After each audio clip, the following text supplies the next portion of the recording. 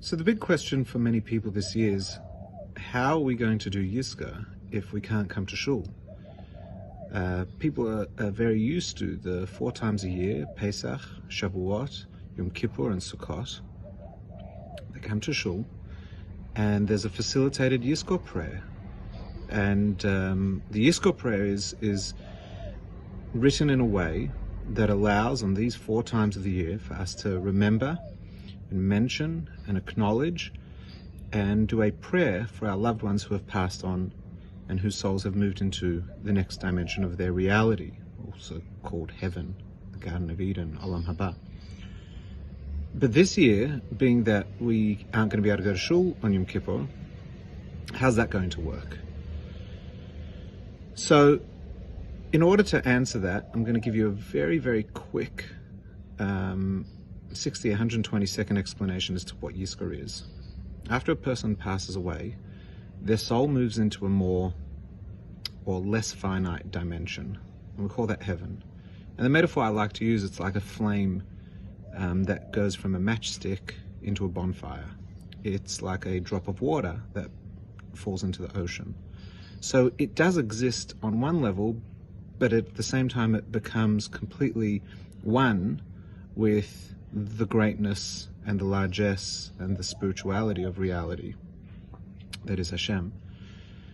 However, it still exists. That drop of water still exists in the ocean. That flame still exists somewhere, but it's just, it's one with and quite inseparable, but it does exist.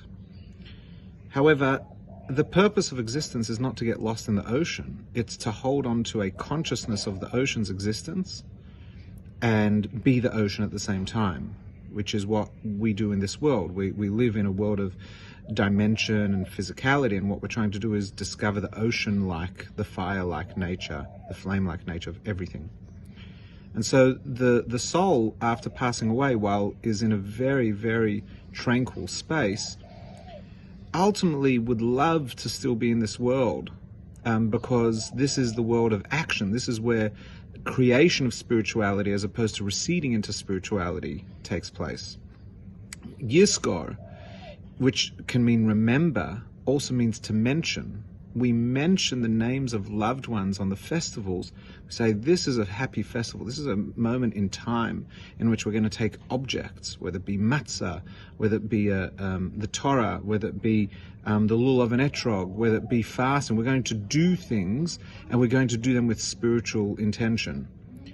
And as we go on that quest, we're not forgetting you. We're going to take you on that journey with us. We Yizkor, we remember you.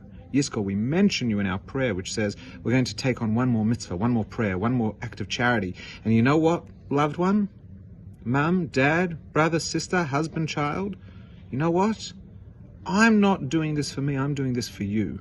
You are my impetus. And as a result, whatever action I do now, it's actually your credit. So although you're in Olam Emes, although you're in the less finite world of truth, you're still having your involvement in this world. That's what Yizkor is. Now, when we do it in shul, there's a capacity, there's a power of having the group, and that provides us almost like it's like when riding a bike or the Tour de France. When you're in the peloton, when you're in the pack, there's less wind resistance, and it's easier to ride faster and for longer. However, when you're on your own, it's harder, but you can still ride a bike by yourself, and you still achieve unbelievable speeds by yourself. It's more effort. But that more effort also has different benefits of satisfaction and achievement. So when we Yizkor alone, we're still achieving Yizkor 100%.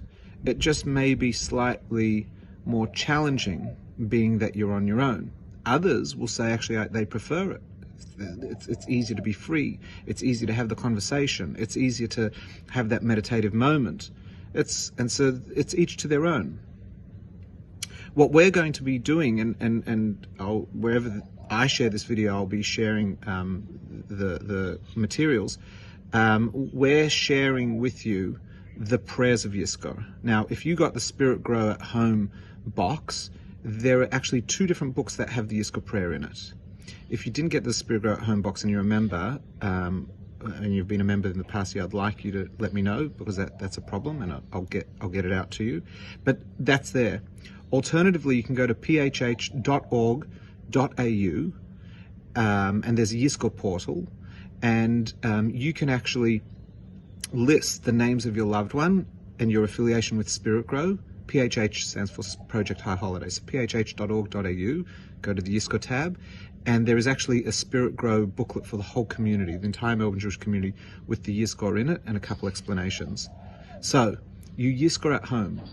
You sit down, and you bring your loved one to mind, and you allow them to emotionally, soulfully connect with you, and then you resolve that you're going to do a prayer in their honor, and not only a prayer, you're going to take on something good, and on this festival of Yom Kippur, they are not forgotten, and the connection is real.